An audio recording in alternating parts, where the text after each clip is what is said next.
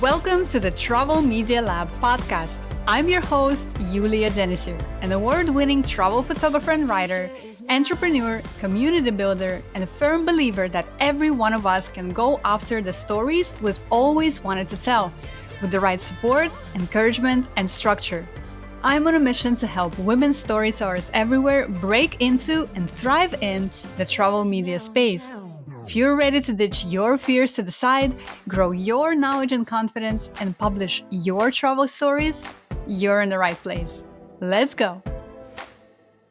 Hi everyone, we are taking June off to rest here at the Travel Media Lab podcast, and we will be returning with fresh Season 6 episodes for you in July. Until then, I'd like to share with you a few conversations that we regularly have in the circle. Our membership, in which we help you get your stories published with ongoing support, encouragement, opportunities, and a community as you establish yourself in the travel media space. In this bonus episode, I'm sharing with you a very important discussion we just had in the circle this month. At the beginning of the month, we set a theme inside the circle, and in May, our theme was productivity and use of time.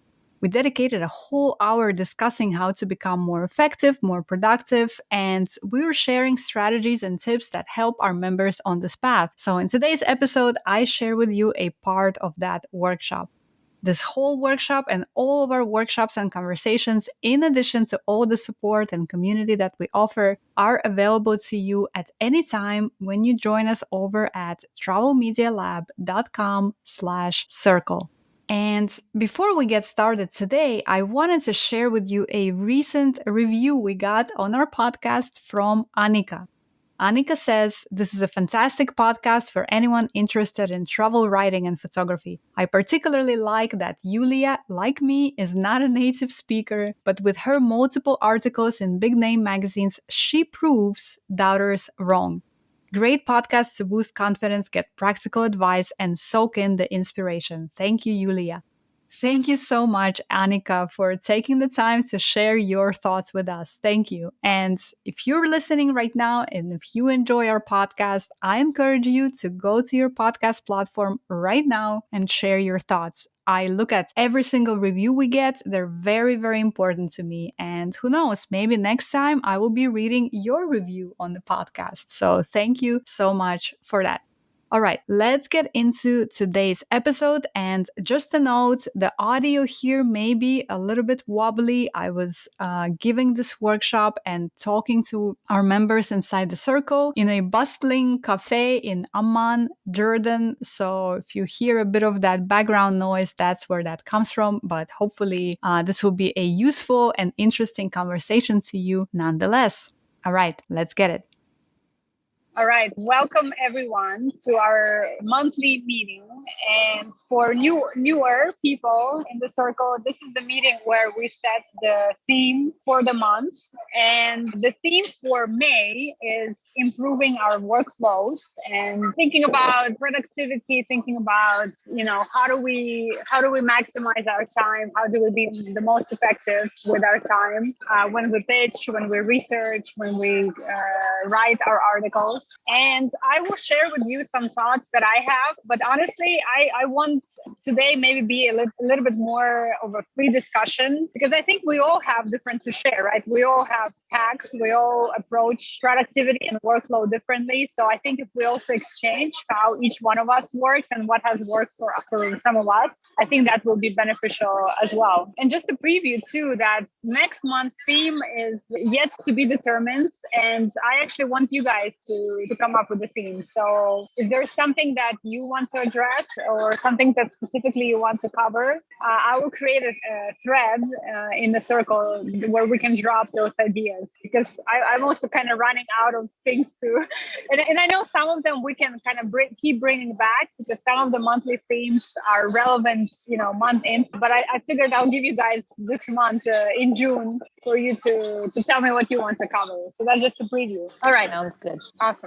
Thank you, Vanessa. All right, cool. So what I want to start this conversation today with is this quote that I read somewhere, and it's from Annie Dillard, which, by the way, I don't know who Annie Dillard is. I should probably check it, Google her. She's probably a writer, but she has this quote which really spoke to me, which says, how we spend our days is, of course, how we spend our lives. And I just thought that was such an amazing quote, because it's true, right? It's like how we spend every single one of our days, it adds up to, something significant over time. And if we spend every day really focused on what it is that we want to accomplish, pitching more, writing more, then at the end of a week, at the end of a month, at the end of a year, we'll have a lot of things to show for it, because every single day we spent a little effort, right? We added a little bit more. So I just really love that quote. I think it really accurately reflects at least the way I think about workflow and the way I think about productivity is that, you don't have to work 12 hours a day. I think what's more important is that you work on it a little bit every day, and that a little effort every day, it adds up over a period of time. So that's sort of the theme and the idea that I want us to think about this month. And the other thing is that this is actually one of the most important things in reaching the goals that we have for ourselves, right? So whatever it is the goal that you put for yourself, let's say for this year, one of the key secrets or key ways in reaching those goals is by having a very intentional use of our time, right? We have to be intentional with our time. And we talk about this in the circle a lot. Especially for women, it's so easy to prioritize everybody else's time, right? Everybody else's needs, whatever else is going on in our lives. It's so much easier to prioritize that than to prioritize ourselves, prioritize working on our own stuff. That's why we have to be really intentional and really mindful with setting our time and making sure that we dedicate the time that we want to ourselves. So I don't know how many of you guys have done, as part of the class that I taught before, how many of you have done, how do we become more intentional with our time? So one of the things that I teach in the class, if you guys some of you have taken my class, is doing a time study. And actually, just out of curiosity, have you done that time study, Vanessa or Shelly or Barbie? Have you actually gone through and done a time study as part of the class? No, I didn't have time. Was it part of the Storytellers in Action? It was, yes. I think. I think I did do it, and I've tried to do like time blocking, but like this last month I've traveled so much. So that would be my question to you, is how, it's fine if you're in a regular routine and you're not traveling, but how do you, once things pick up and at what point do you start saying no to things because you just can't catch up? And anyway, so that would be my concern question. Yes. And please hold that thought, because I want to talk about it definitely. But I think so maybe this will be useful for all of you then. This idea of a time study, I really find it a really interesting look at how we spend our time, because unless we record it and unless we track it and unless we're really diligent with doing that for a set period of time, for a week actually. So in the class, I recommend to do it for a week. Unless we do it, we actually don't have a good idea of where our time goes and how we use it every single day, right? We think we have an idea, but honestly, like if you put it on paper and if you track it, that's the goal. That's the information that we need to make actual changes in the way our time goes. So let me walk you through a little bit of what this time study is, how it looks like, and then you can decide if you want to do it this month or not. Of course, I recommend it for all of you, especially this month, if the theme is improving our workflow. But basically, here's the idea. So for 1 week, for 7 days, you record in a journal or on a piece of paper, you record every single thing that you do during the day. Starting with, you woke up, you brushed your teeth for 10 minutes, you had breakfast from 6:30 to 7, let's say. You worked out from 7 to 8. You walked your dog from 8 to 8:10. So in some ways, it's a bit anal. Sorry for that word, but it's a bit, it's painful to record every single thing that you do for a week. But again, this is where the gold of this exercise and of this approach lies, because unless we record it and we track it diligently, we don't know where our time really goes. And if we're trying to free up some time, if we're trying to become really efficient with our time, then it's really important. So the first step is you track that activity, right? So again, for 7 days, every single day, you write down every single thing that you do. Then at the end of each day, what you do is you rate each activity in two different things. And I'm putting this in the chat. And for the replay people, I will also share this when I post the replay. But basically, you rate it in two ways. You rate it in terms of hearts, 1 heart, 2 heart, or 3 hearts. And that's about, did you enjoy it? Did you not enjoy it? Or, 50-50. And you also rate it in terms of stars. Is it aligned with my dreams and goals? Is it something that I can outsource, or is it not aligned at all? So very simple, three-step grade, right? So did I enjoy it a lot? 50-50. I didn't enjoy it at all. Is it aligned with my goals? Can I outsource it, or is it not aligned? So again, every single activity that you do, you rate them. And then after you accumulate this data, after you accumulate 7 days of tracking your data and rating it, what you want to do is you want to look at each of these days and you want to think about how did your relationship with your time of your day went in that day. And you want to ask yourself some questions like, okay, what's working well here? Where am I efficient? What are some things that I'm doing every day that I have no business of doing? What are some things that, let's say, are so not aligned with my dreams and my goals, but I'm still doing them? And what can I do about it, right? Can I outsource it to somebody? You also want to look at when during the day you are most effective. And when I say most effective, you can interpret that question in many different ways. You can interpret it as in 1 hour, I can write 5 pitches. I can just feel like I'm flying. My creativity is just flying. New ideas are coming to me. Writing is so easy to me in that part of the day. This is a very important thing for us to know. And I actually want to know, do every single one of you, do you guys know when that time is for you? If you don't, then you need to do this activity for sure. Because this is actually one of the ways that I keep myself effective. I know that if I sit down to write a pitch at 4 o'clock in the afternoon or 5 o'clock in the afternoon, I'm going to spend an hour or 2 hours and write a sentence, 1 sentence. It's going to be horrible because at 4 o'clock in the afternoon, I'm tired. I'm sluggish. I want to take a nap. I don't want to write anything. I also know if I sit down to write it at 10 in the morning, right after I had my breakfast and coffee, I will probably write it in 30 minutes because my brain at that time is just buzzing, it's ready to go. So this is a very, very important knowledge for every single one of us to have. Like, when am I the most effective? When do I write best? When do I come up with ideas best? And then you structure your day accordingly. So for this time study exercise, this is one of the most important things to reflect on, right? When am I the most effective? And also we want to look at where do you spend more time than you thought you did. So again, unless we track it, unless we write it down, we might not realize that we spent pitching where we thought we spent 10 minutes pitching, or we thought we spent 1 hour answering emails. Turns out we spend 3 hours answering email because we're also scrolling social media or something, right? So sometimes we're not aware of these behaviors that we have unless we literally are very,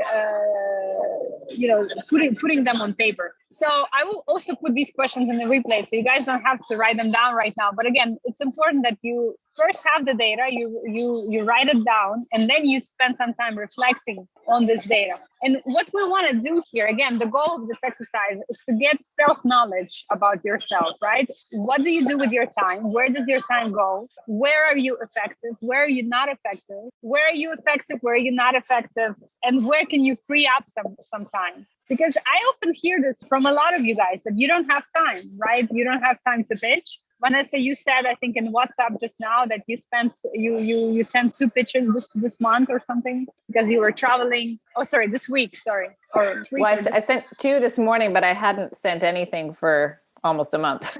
So exactly, right? So, and time is a big part of that, right? It's time and it's priorities.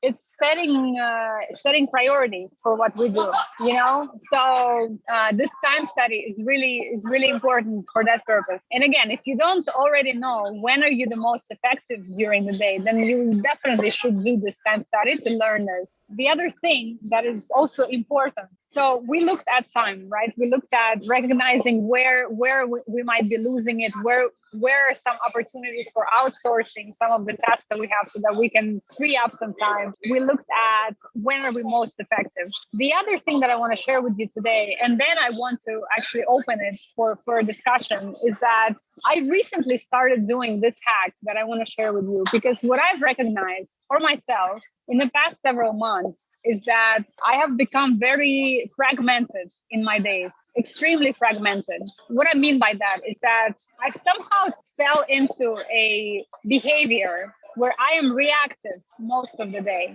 An email comes in, I need to answer it. A WhatsApp comes in, I need to answer it. On social media, somebody messages me, I need to answer it. Right. And I think that actually most of us are behaving this way these days. We are very reactive to what's happening to us in a day. And the problem is that when you are reactive, you don't have any space or any time to dedicate to deep creative work. And deep creative work is what's going to propel us forward. I'm not just talking about pitches, by the way. Pitches and writing, yes, for sure. But actually, as creative entrepreneurs, right? For example, I need to think about what to do with Travel Media Lab going forward. I need to think about different conferences. I need to think about new content, maybe new workshops for you guys, right? New ways to reach new people also. You might be thinking about similar things for your business, right?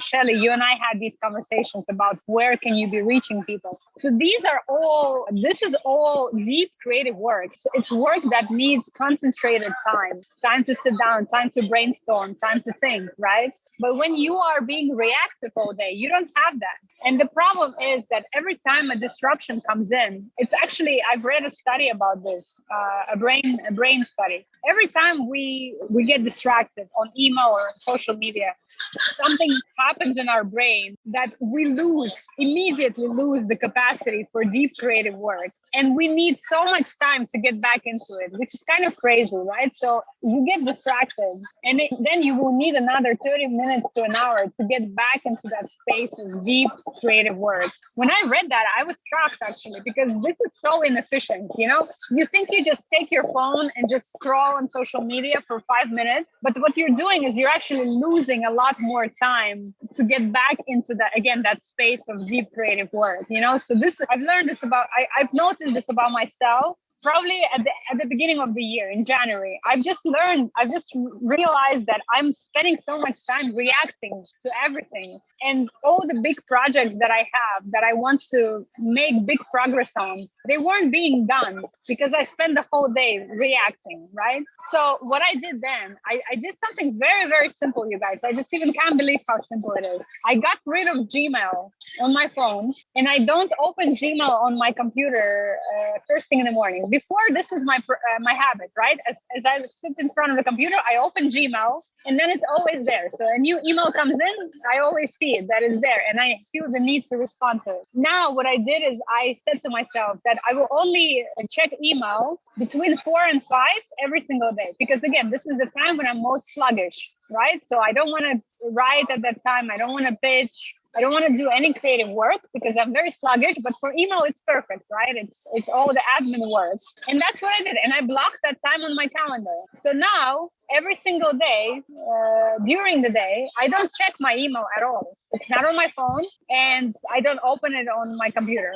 I only do it, I open it at 4 o'clock when it's time to check it. And then I do it in a batch, right? So everything that comes in between now and last day, I process it. And then I have zero distraction, basically, the rest of the day. Imagine how much time this has, and I've seen this. I've seen the difference in myself, It has freed up so much time and so much space, brain space, for me not to have that distraction, and then attack my projects one by one, priority-wise, what I need to accomplish every day. I make a lot more progress on it because I'm not being distracted like this. So that's the other hack that I wanted to share with you guys. I thought it was just brilliant. It was very useful for me. All right. So again, very unstructured conversation today, but the two big things One is time, right? Where do we use it? How do we use it? When are we most effective? And the second one is email and social media. And by the way, I haven't conquered social media yet, but I do. I am before I would just mindlessly always get on it. When I feel bored or when I feel like I need a break, I would always get on it. Now I'm much more mindful and I actually use it as a break now. So let's say I work for like an hour or 45 minutes, and then I feel like my attention is getting lost. Then I will go on social media for like 10, 15 minutes, and then I will get back into working. So that's how I try to manage that now. And yeah, I just find it so, all right, let me read here the comments. Shirley says, love it. I so needed to hear this. Love that. Katie says, that's why I used to be most creative on an airplane. Airplane mode has 2 uses. Yes, I love it. I don't know. I recently read that about that disruptions and what it does to our brain capacity. And that just shocked me, to be honest. That's when I was like, okay, I need to change the way I do it because I'm just being too distracted. Okay, so these are what I wanted to share with you guys. Thoughts, questions, reflections. Who is going to do the time study again? Awesome. Do you guys know when you are the most effective during the day? When is your best time to write, to pitch? Do you know this about yourself? Yeah. Wow, that's awesome. Katie, Shelley, Vanessa? For me this morning, I had trouble. Well, I woke up early and couldn't fall back asleep. So it's quiet. There's no emails popping in. So that's when I had those.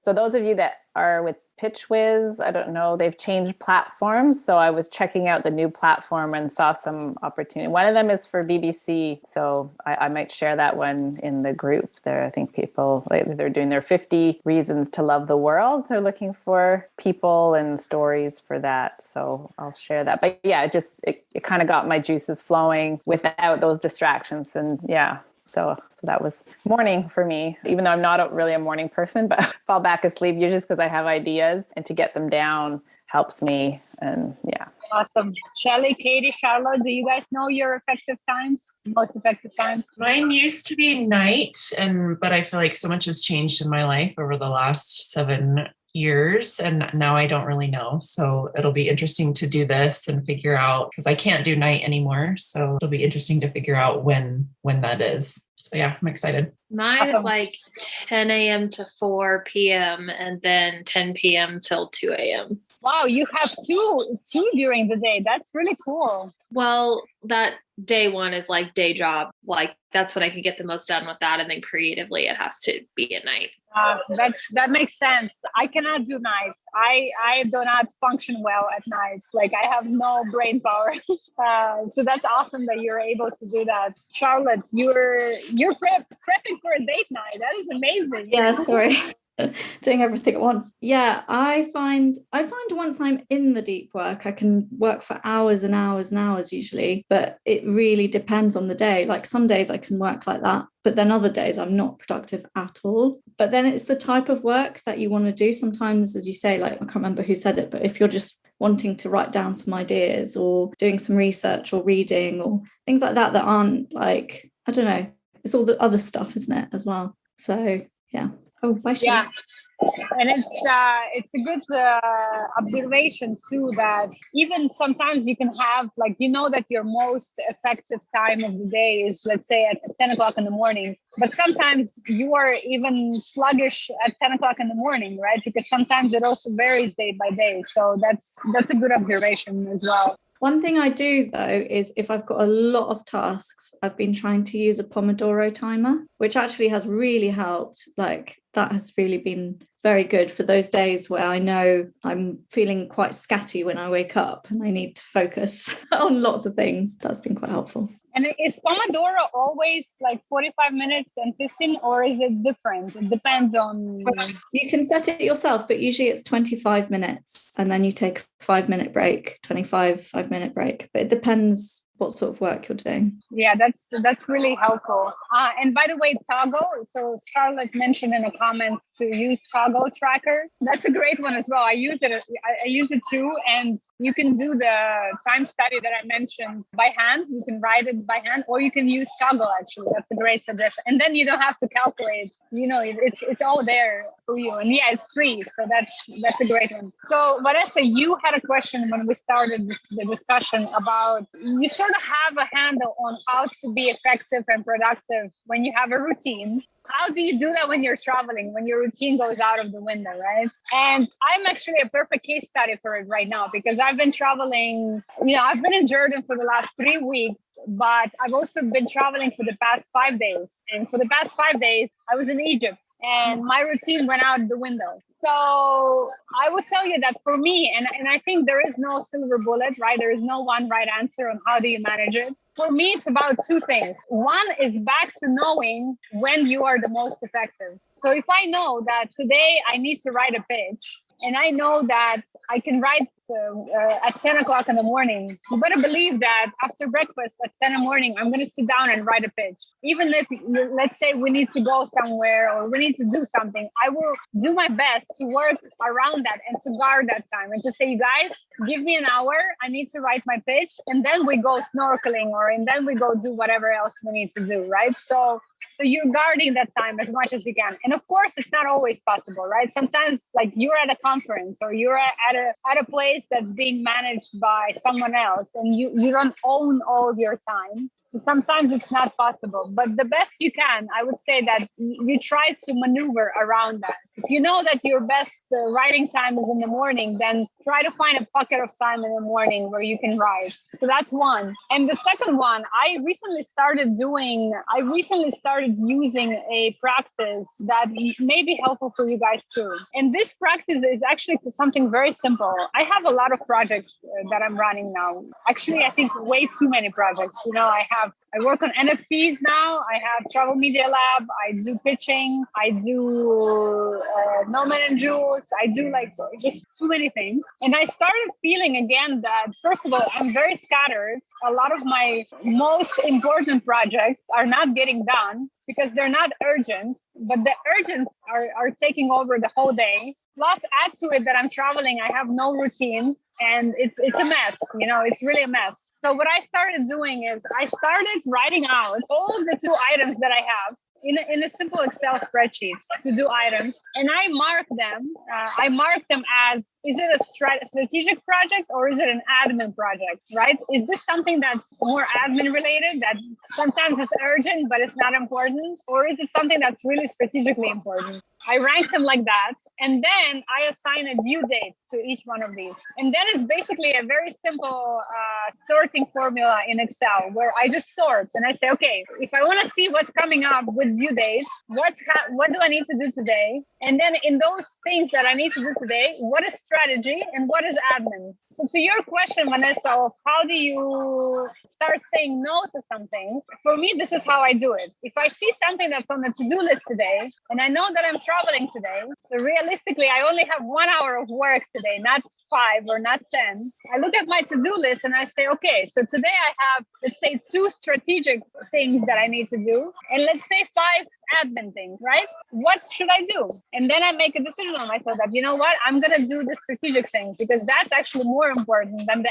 admin things. I can push the admin things, right? I can do them later. I can whatever. So that's how I found that balance between, progressing forward and trying to do something when you're traveling and when your routine goes out the window. Does that make sense? Okay. Yeah, I'm like you. I do too many things. So it's that juggling act and trying to prioritize. And, I can go to a conference and they're just talking about being a travel agent. So, and there are people that do that full time. But yeah, when you're trying to do different things, and now I feel like, I've let that go. So I'm trying not to beat myself up over it and trying to figure out, can I do all of this? Because all the things I want to do. And that's my challenge at the moment as things are picking up in travel in general. Yes. And that's where I think color coding and prioritization work really well because it even visually, it lets me see the different things that I have to do, right? Is it important but not urgent? Is it urgent but not important? And then I realized actually, and it goes back to knowing yourself and knowing your time and how you structure it. I actually realized that I spend a lot of time on admin stuff it's not important like in the big picture scale, but it's urgent, right? Sort of have a conversation with yourself. Well, again, how can I outsource some of that, right? How can I free up more of my time to spend on those really important big picture things rather than the admin things? So For me, a simple act of color coding my tasks has helped quite a bit. So maybe something like that to try for you as well. Yeah, I'm also like, I like the idea of outsourcing. I feel like my work comes in waves. So there's a time when I'm busy and times where I'm not so busy. So try to find someone that could work with that they don't need a necessarily steady work, just they can still do it when I need more help. But yeah. You'd be surprised, actually, Vanessa. You'd be surprised how many people would be interested in that kind of work. It's more like a project-based, time-based kind of work. Yeah, I mean, there's many. Don't let that stop you. The fact that your work is cyclical and you're worried that later on, you might need to scale down or something. There are a lot of people that are looking for all kinds of work, so maybe look into that. I found that you guys know that we work, for example, in Travel Media Lab, we work with Krista, who's helping. She's helping with a lot of admin that I used to do, and it's really wonderful. And she's doing a great job. And, and for me, it's back to freeing up space in your brain space for all this other type of work that I need to do, because if I think about creating pages for the podcast, for example, I'm not thinking about more important strategic things, so I really believe in outsourcing the stuff that is not important but urgent. Any other thoughts or ideas or hacks that you guys want to share with us? I think Barbie has one that she put in the comments.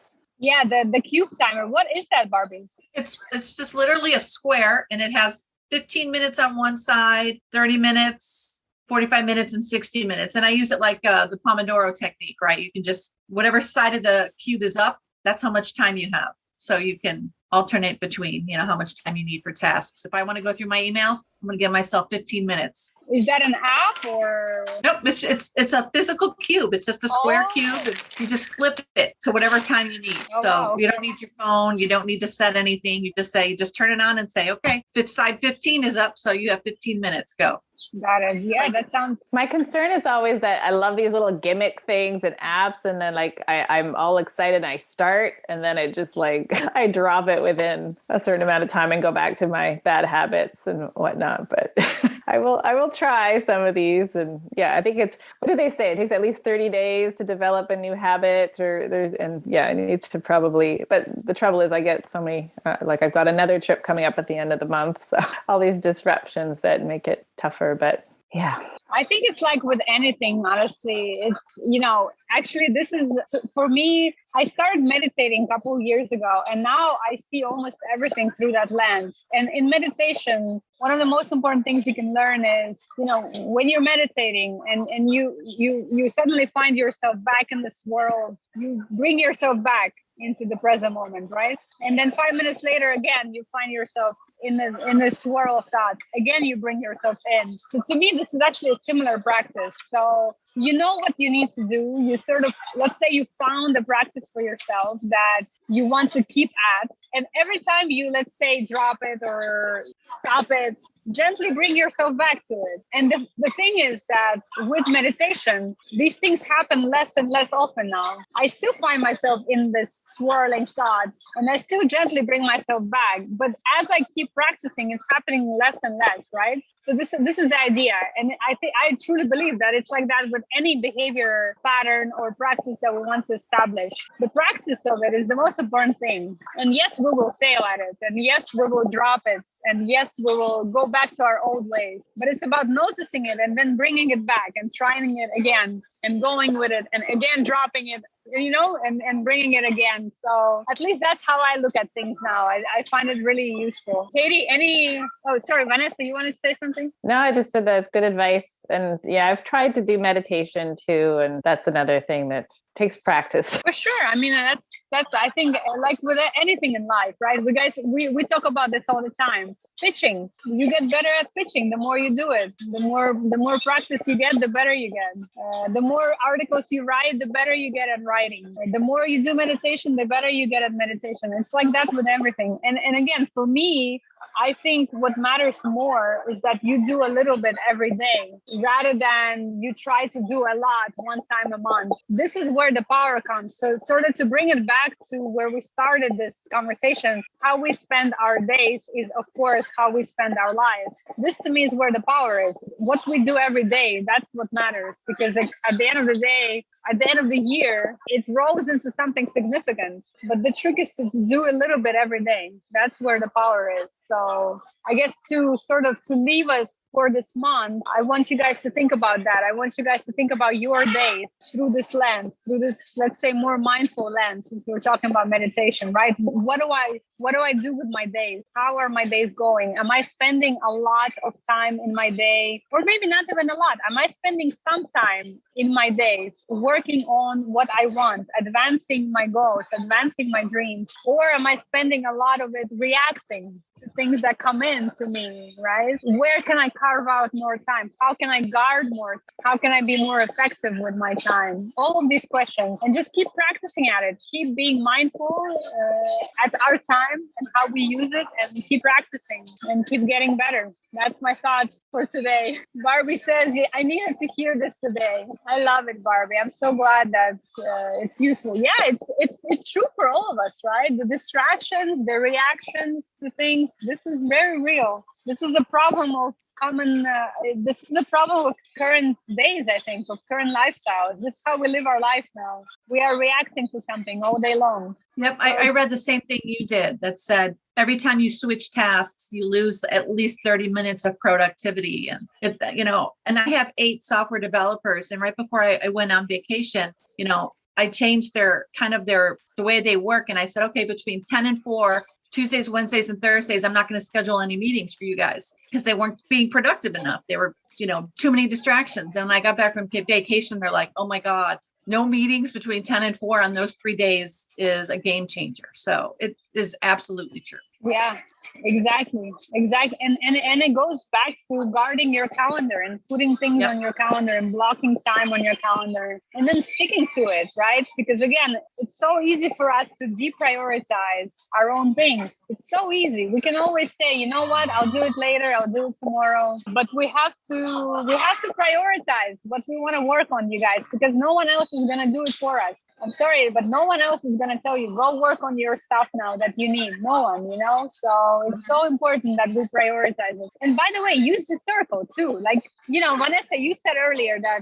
sometimes it's so easy for you to get back to your, let's say, bad habits. You guys, this is one of the powerful things about the circle, that we can use each other and we can say, hey, for this week, let's commit, you and I, let's say 2 people in the group, let's say that we want to try something new. Let's commit to it for a week, for 2 weeks. Let's keep each other accountable. And you don't even have to make it more official for the big group. You can do it just between 2 people, and say, let's try something. Let's try a new practice together. I actually want you guys to lean on each other more as well, because I truly think this is the power of this group, is when we lean on each other, when we help each other. So, another encouragement for you, if you want to try a new practice, if you want to try something, use the group. We are all very like-minded people here that we can help each other. So this is an invitation for you if you want to try something like this. Okay, well then I'll put this out there. Last year I tried something called monotasking, and it's where a bunch of creatives, whether they have their own freelance, graphic design, any type of creative business on their own, gets on a Zoom. You do 5 minutes where you set your intentions of what you're going to work on for 50 minutes. And then everyone, you're on camera on Zoom, but you are silent and you're working. So you don't have to look at everyone else. You can minimize Zoom and not see everyone else working, but you know that you're on camera. So you aren't going to pick up your phone and scroll social media. And then you set what you're going to do in that 50 minutes. And then at the end, the last 5, you kind of recap with each other of what you got done. And that, I need to get back into doing that, because that was so helpful. I would schedule all those out, and I would just be 1 hour time blocks, a couple days a week. And it was amazing what I could get done. So if anyone else ever wants to try that, I've got a Zoom account. We can always schedule a couple of those out. Katie, you know what? We used to have this meeting in the circle. We used to have this meeting, which used to be, I forgot what we used to call it, co-working hour or something, which was exactly that, because I know the power of that. This is super powerful. We stopped it because not enough people showed up every time. Like we had maybe 1 or 2 people show up and then it sort of fell off. But it was in the original, like when we started the circle, this was one of the meetings we had, because I completely agree with you. This is huge. This is very powerful. So I'm not going to make it official. Maybe let's use it as a test. This is a great idea. So if somebody wants to join Katie and do, however many you guys want, and just do that, I agree with you. This is a very powerful thing, because you make a date with your productivity basically, and you use that time in a very structured way. And yeah, that's awesome. I love that. So Katie, maybe if you want, put a post up in the circle later on, and let's see if you guys can. I'm not going to manage it. It's not going to be like part of the schedule or anything. But if you guys want to try this out, I'd welcome it, because it's a great idea. It's really powerful. You want it in the circle, or you want it in the WhatsApp group? Let's put it in the circle. Yeah, in the discussion space. Okay. Yeah, I can do that. Awesome. There's one. Sorry, I don't know if you can hear me, but there's one called Writer's Hour as well, which is quite a good way to test it out if you haven't done it before. I've joined a couple of them, but it's quite weird when there's loads of people you don't know. So I would be up for doing it with people I know. I think it would be a bit nicer. Sure. You said you joined where did you join it, Charlotte? Where was it? It's called Writer's Hour. Oh yeah. By the way, Charlotte, I know the guy who runs it. Oh. It's a small world. He moved to London from the US. He used to be a consultant. He quit his job and he became a writer. And it's a long story, but he's an amazing guy. It's him and this other girl that run it, and they're just so wonderful. But yeah, it's a small world. But that's awesome. That's really awesome. It's really cool. I'd definitely be up to trying it too. So yeah, we start a little thread and yeah. I'll learn to shift my productivity hours to morning when all of you guys are also more on than me. Yes. Yeah, I'm usually a night owl, but yeah, becoming a mother definitely, like Shelley was saying, it shifts a lot of things, and then you're stuck up early. But yeah, it's still. Yeah, you don't have a choice. No, exactly. Yeah. And I also do get sluggish in the afternoon. But again, like Charlotte, I think when I'm in a zone, then I sometimes can lose track of time and not even eat. And you're just being more productive. But I've also learned to sometimes turn my notifications off on my phone. I turn them off at night. I used to plug it away from my bed. So wasn't the last thing or the first thing I did in the morning. But yeah, I slipped back into that bad habit of having it near me. Yeah. The notifications thing is super powerful. And again, it goes back to that, like, are you reacting to things or are you being proactive, right? So that's, Charlotte is saying that her notifications are always off. Mine too, by the way. I've switched. I only have now text messages, and I even switched off WhatsApp notifications. Like, I don't have any dings coming into my phone, and it's done wonders for my brain space again, because like you just feel, I used to feel so much urge just to react to everything right away, Slack, all those things. So yeah, I don't know. Sorry, you guys. I hope today was useful. It was a bit scattered and it was a bit distracting with all these things happening around me and a bit loud as well, but hopefully it was still useful to you and a good discussion, because I think it's actually one of the most important discussions that we can have, to be honest. And it's always good reminders. Like, even though I've heard a lot of this before, and even during the conference, there was a whole productivity session, but it's like, oh yeah, no, I think we always need good reminders. So we can have this session again, probably in 6 months, and it wouldn't be out of place. Yeah. When I post the replay, I'll also post, I haven't read this book myself, but I listened to a podcast episode with the guy who wrote the book, and I'll link to the podcast episode too, you guys. He's brilliant, actually. He references a lot of what we were talking about, how you lose that time when you switch tasks and all that. Like, it was an excellent conversation. And I'm sure you've heard of the book. It's a famous book. Can't remember right now, but it's really useful. So I'll post that too, so you can check it out. Maybe, yeah. I love that book. James Clear. James right? Clear. Yeah, that's Atomic Habits. I think so. I think it is, but don't quote me on it, because it might not be. But if it's James Clear, it's Atomic Habits. Awesome. All right, you guys. Well, this is it for today. So again, just a reminder that for this month, for May, let's be more aware of where our time goes. Let's be more mindful of how we use our time. Encourage you to do the time study if you haven't yet. And again, I'll share it in the replay. And we're going to try the thing with Katie, which is awesome. So thank you for that, Katie. Thank you for volunteering to do that. That's awesome. Thanks, Katie. Yeah, I have found great success with that before, and I know I need to get back into doing it. So thank you all for wanting to join as well. Awesome. Very cool. Well, have a good rest of your week, everyone. And I'll see you in WhatsApp. I'll see you on our call next week. Thanks again for listening to our bonus episode on productivity today. I hope you found the ideas we discussed here relevant and inspiring to you. If you're looking for support, opportunities, and community in the travel media space, consider joining us in the circle where we have conversations like this one you just heard on a regular basis. Visit travelmedialab.com/circle to learn more. Thanks again for listening and stay tuned for another bonus episode coming your way next week.